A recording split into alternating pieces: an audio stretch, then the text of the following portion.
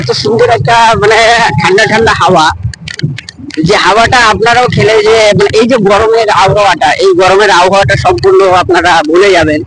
যে ক্যানিং এর ব্রিজে যেতে গেলে এত সুন্দর একটা হাওয়া লাগে, যে নোনা হাওয়া নদীর পাশে। আর এই দেখছেন চতুর্দিকে যে একটা জঙ্গল, মানে একটা জঙ্গলের মতন আছে, জঙ্গলটা খুব সুন্দর লাগছে।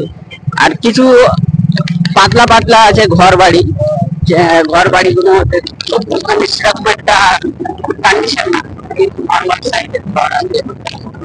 এটার মধ্যে কিন্তু আমরা ক্যানিং এর ফার্স্ট যে ব্রিজ, সেই ব্রিজে কিন্তু আমরা অতিক্রম করছি। আর একটা বিষয় কি জানেন, এখানে যে সওগাতমোল্লা মহাশয় কিন্তু ক্যানিং ব্রিজের প্রত্যেকটা লাইট পোস্ট মানে ল্যাম্প পোস্ট ইউজ করেছে, দেখতে পাচ্ছেন। ক্যানিং ব্রিজে কিন্তু আমরা অতিক্রম করছি। আর এই যে জঙ্গলগুলো, এই জঙ্গলগুলো, এটা কিন্তু জঙ্গল না, এটা আগে ছিল নদী, এখন চড় পড়ে মানে মাটি ভরে সেটা এখন জঙ্গল হয়ে গেছে। আর এখানে আছে ব্রিটিশ আমলের একটা বিল্ডিং আছে, সেই বিল্ডিংটা আজকে দেখাবো আপনাদের। ইংরেজ আমল বিল্ডিং, 88 বছরের একটা বিল্ডিং।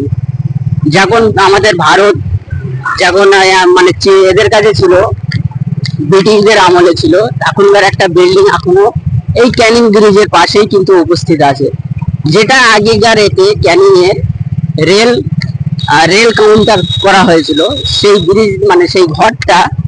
আর এই যে জঙ্গলগুলো দেখুন, আগে আপনারা দেখলেই ভয় করবেন যে জঙ্গলটা এখনো মানে হচ্ছে অ্যামাজন জঙ্গলের মতন,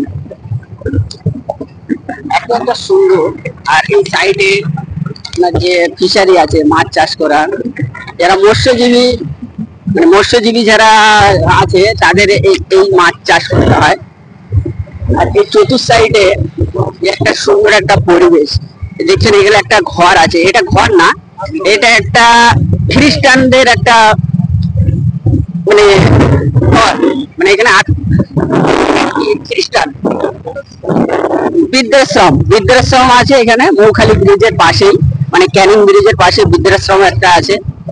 তো বৃদ্ধাশ্রমটা সেটা খাই বেশ মোটামুটি একটা ভালো।